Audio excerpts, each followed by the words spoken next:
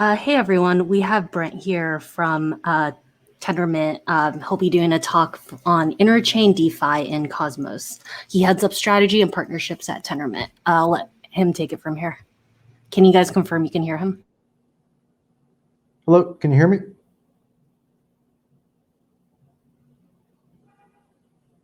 Hello?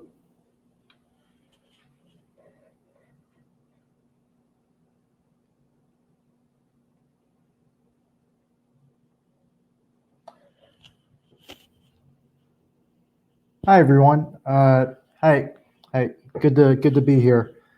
Hi, my name is Brent Shute, and I run strategy and partnerships at Tendermint. We're the company that's one of the creators of the Cosmos network. So today I want to talk about interchain finance as it relates to Cosmos, because as people know, in the Cosmos ecosystem, there's a lot of tools such as proof of stake protocols, and a lot of these protocols can be used in DeFi applications, as well as the ability to interconnect between networks. These all contribute to a strong DeFi narrative that can help frame the future of the developments of DeFi protocols. So I'll dive right in. It's been very apparent that we've seen this very fervent yield farming ecosystem. We have the so-called DeFi degen Chad environment, and this environment seems very new, but historically there have been ecosystems similar to what we see in this yield farming DeFi craze. So I want to frame this in terms of traditional investments. So in the investment world, you have two different dynamics. There's fear and greed, FUD and FOMO, and these dynamics influence the decisions you make when you're making investments. Additionally, I want to add another component, which is the conviction you have to a trade or an investment. This conviction or your loyalty is how ready you are to double down on an investment, or how long you're willing to commit to something.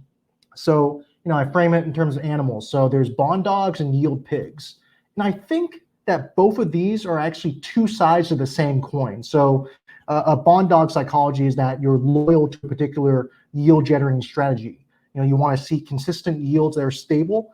You value high quality over low quality, and a lot of times, these are long-term investments when you're a bond dog. When you're a yield pig, it's more that you're searching for the highest yield. So this type of dynamic existed a lot in the high yield trading space when high yield bonds first came to market. Everyone was seeking the highest yield, and there was less reliance on the risk. There less attention was paid to the risk, and people would actually accept the cost benefit trade-offs of seeking higher yields. And this, you can see this in some of the yield farming trading strategies where you're rotating between crops in order to optimize on achieving the highest yield. Sometimes quality is not necessarily optimized. There's a huge reliance on quantity when it comes to what you wanted to achieve in this yield farming liquidity mining dynamic. My point is that these both exist on a continuum. Within our psychologies, there is a bond dog and there's a yield pig, and there's different assessments of each yield mining opportunity. And I'll go through some examples from the traditional finance world. So prior to crypto, I was a CeFi bond trader, and the main instrument I traded was the CMBS, the mortgage-backed security, and the area that I focused on was mortgage-backed security derivatives, mainly the IO, or the interest only. So there's been a lot of media attention with mortgage-backed securities, especially around how around how these resulted in the financial crisis of '08 and '09. I'm going to go into a specific trade, because a lot of these trades, trading desks just kept them secret. They didn't want to share their trades with the rest of the street, because it'd be an alpha leak. But this is a real CMBS derivative trade that we made in 2015. And my trading desk actually traded roughly 50 billion notional of these assets. And there was a lot of volume, and just because these are mortgage-backed securities, the volumes are pretty high in comparison to other types of assets like equities. So in this strategy, we had IOs. So IOs are basically stripped mortgage-backed securities, where you strip the principal of the bond away from the interest payments. And basically, you had two separate instruments. When the loans of these commercial mortgage-backed securities prepaid or essentially refinanced, there was a monetary penalty that would be implemented on the borrowers of the security. 100% of these monetary penalties would actually go to the holder of the CMBS IO tranche, the derivative that I traded. So they would notice asymmetric returns from when borrowers prepaid and they had to pay a penalty for their prepayment.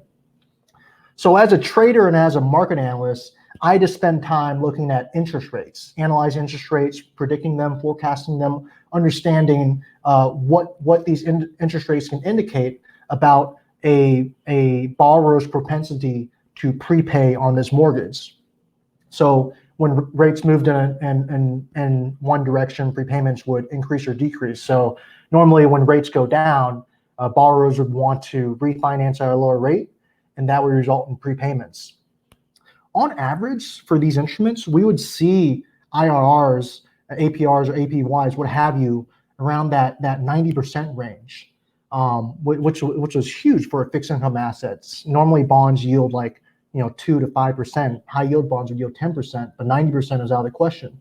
Does that sound kind of familiar? That's what we see in this DeFi ecosystem. There have been historically, really high APYs with traditional financial instruments. They were not well marketed because trading desks would keep them a secret, and they didn't know anything about open finance.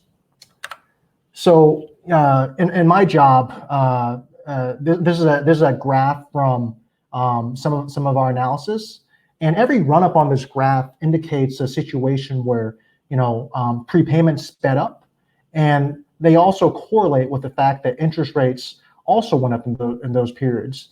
And you can actually see in 2011, 2012, where interest rates created a very favorable prepayment environment, in which these CMBS IOs were yielding pretty substantial amounts, pretty high APYs, similar to what we're seeing in this DeFi yield farming ecosystem. And I want to talk a bit about bonds in general, because with bonds, it's important to understand certain concepts that govern the price and yield dynamics. So the old adage is that bond prices and yields are inversely related. As yields go up, price goes down. As yields go down, price goes up. That price yield relationship for a bond is called its duration. So a duration is the change in price as a result of a change in yield. As you can see from this graph, long duration bonds have steeper yield curves. Basically, when a 20-year bond would have longer duration or a steeper yield curve than a 3-year bond. And as you can tell with the 20-year bond and 3-year bond, these are they have a convex shape. So the second order, a derivative of duration is called convexity. So as you can tell, these bonds are convex, meaning that there's a price sensitivity that results from a change in yield. So in this convex yield curve, as the yield increases, the price decreasingly decreases based on that convexity, which is the sensitivity of the price. So what's special about mortgage-backed securities is that they're considered callable bonds. So the borrowers of mortgages have this call option to be able to refinance their mortgage if suddenly interest rates went down and it became a favorable refinance scenario. What this created was a concept called negative convexity. Negative convexity means that as rates decrease, the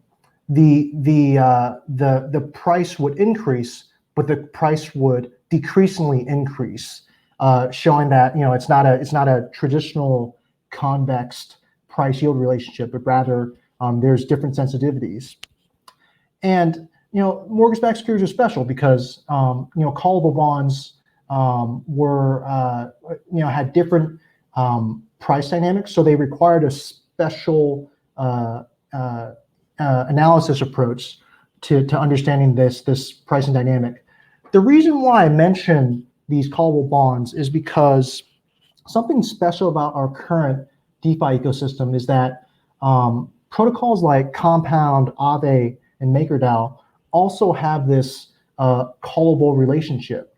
When you borrow DAI from a MakerDAO CDP, you're actually allowed to return that DAI whenever you want. You basically have this free call option where you can pay the interest and return the money whenever you want. Same with Compound and Aave.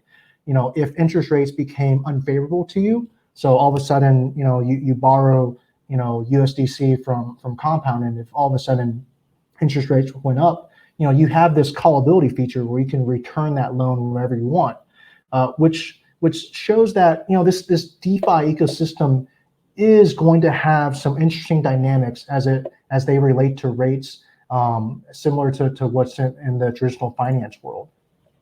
So I want to talk about rates because I think they're very important. Rates tell a story.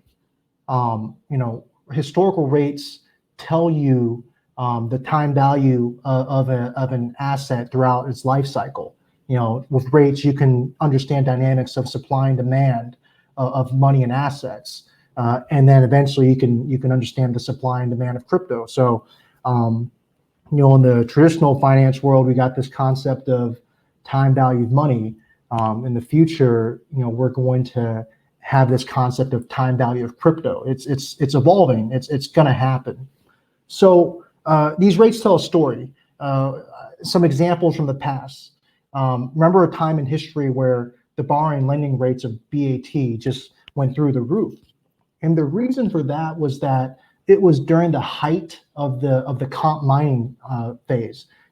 Compound was the first liquidity mining platform out there, and so the results of this market actually dictated the rates that were existing within this ecosystem. Similar with DAI. You have DAI lending and borrowing rates that reacted to this yield farming ecosystem. So traditionally, how people would use MakerDAO is that they would leverage their ETH, borrow DAI, use the DAI to buy more ETH, and use that ETH to get more DAI. Supply of DAI was actually pretty high, and we would notice that the price of DAI would struggle to reach that dollar peg because it was a little lower. In this DeFi ecosystem, with yield farming, there were situations where there was higher demand for DAI. There were higher lending and borrowing rates for DAI, resulting in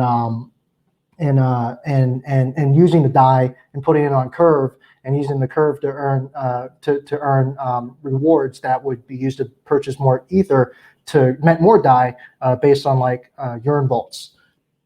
This type of dynamic was new, and DAI was in high demand, and the rates told the story. The rates showed this. Same applies for USDC. These were both universal stable coins that were used for pairs for yield farming. Obviously, we saw the same with Wi-Fi. Wi-Fi had some high demand, and it resulted in higher borrowing rates because there were so many things you can do with this asset. Why am I talking about rates so much? Because in Cosmos, I think that with Cosmos proof of stake, the proof of stake staking yields can act as a foundation for some of the collaborative dynamics that can influence how interest rates evolve in this crypto world. So as you know, in the past, people had this thought experiment that the Ethereum proof of stake yield could potentially be some sort of new risk-free rate for the market. Sort of like a federal funds rate, or sort of like a rate that people can rely on and depend on.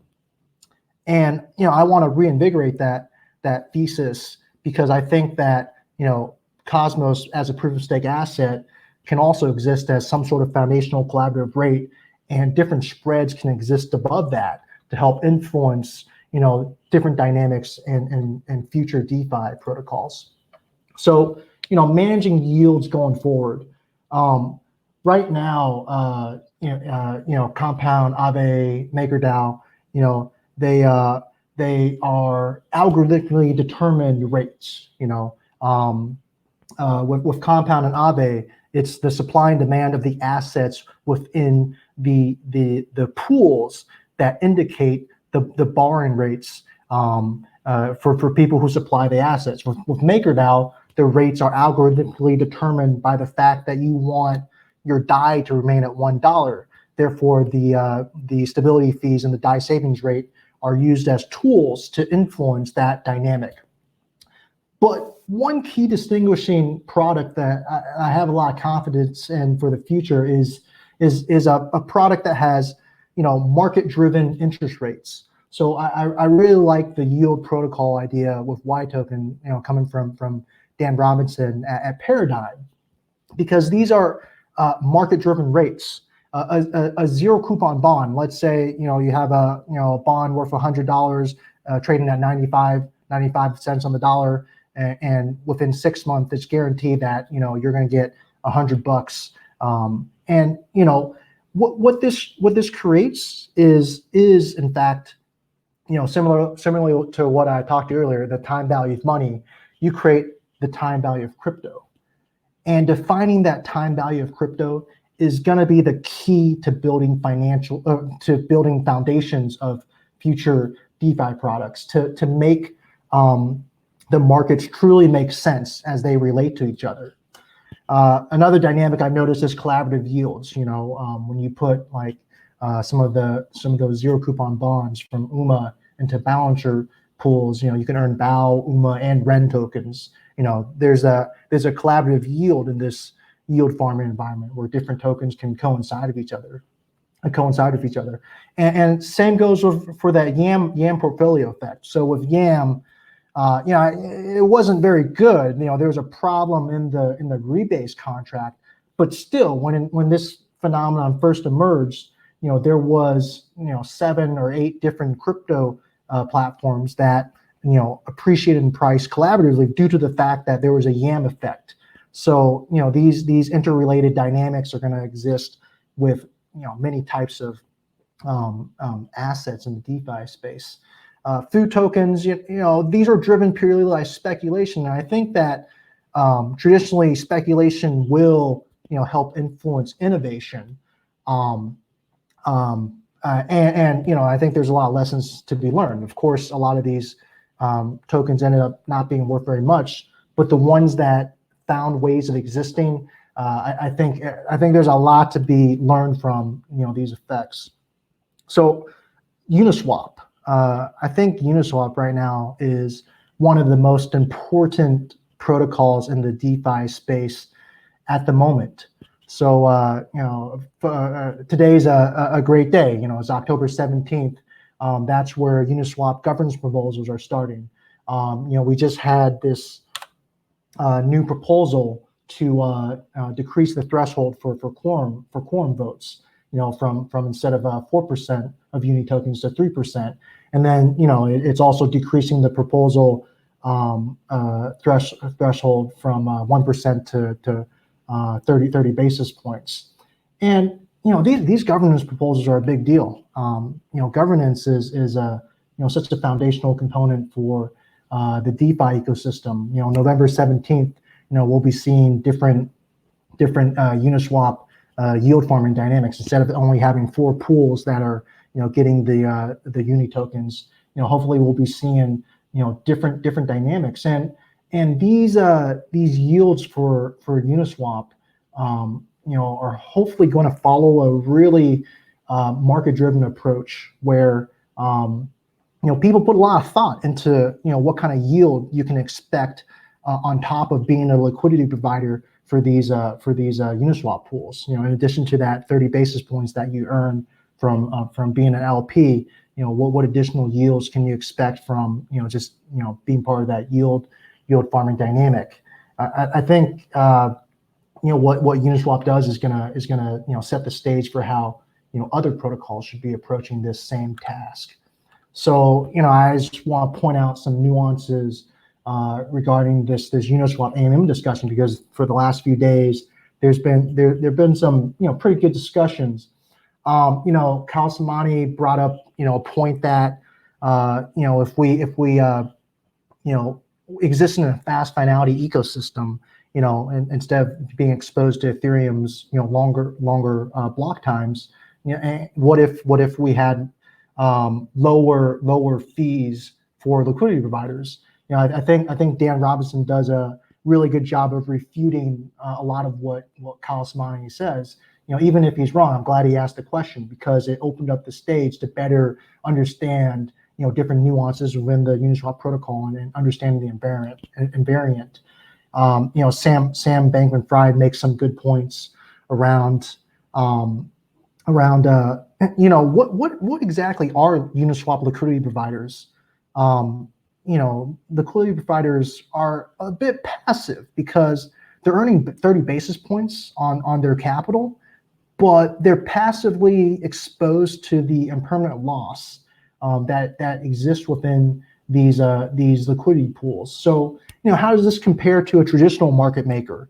Traditional market makers, they live and die by the bid-ask spread within their trading pairs. So they have more control over the fees that they earn. And 30 basis points is actually pretty high. Like traditional market makers would never earn that amount. So understand these dynamics. I think they're very important, and I'll explain why. So we have a vision for an interconnected market in crypto. Similar to how nations are connected by this global financial market relationship, we think that blockchains will also have these types of relationships. I'm a firm believer that there's going to be machine economies with different yield interactions. All this stuff going on with yield farming is going to have some effects on how computers can align with each other based on economic incentives. Different blockchains can have different DeFi relationships with each other, and this sets the stage for some of our ideas around an interchain DEX infrastructure for the exchange of assets across networks.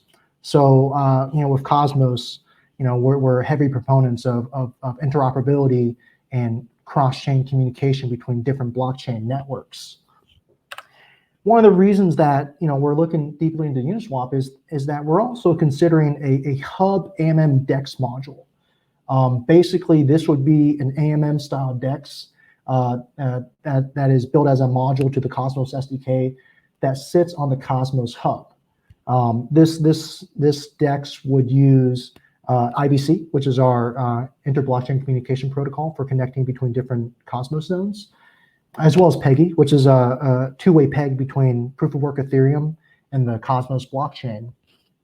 And the hope is that in addition to bringing assets from Ethereum onto Cosmos, we'd be able to trade these assets in a fast finality ecosystem.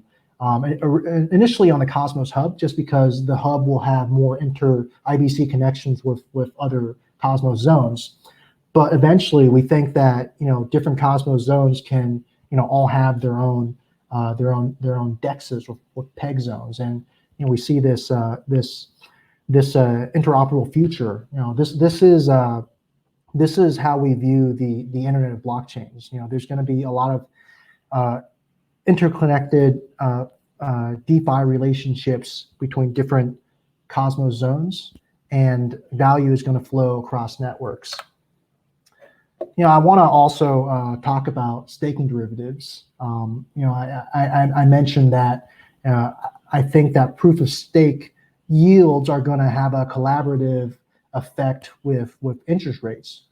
I think that POS yields will influence and also will influence interest rates, and also have certain tendencies of influencing the spread above proof of stake rates that you can expect for certain layers of credit, certain types of borrowing.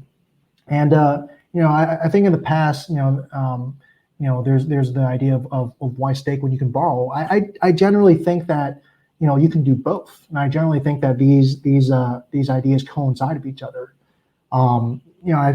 There's going to be a large component of credit spreads as it relates to how do you price credit in relation to blockchain assets.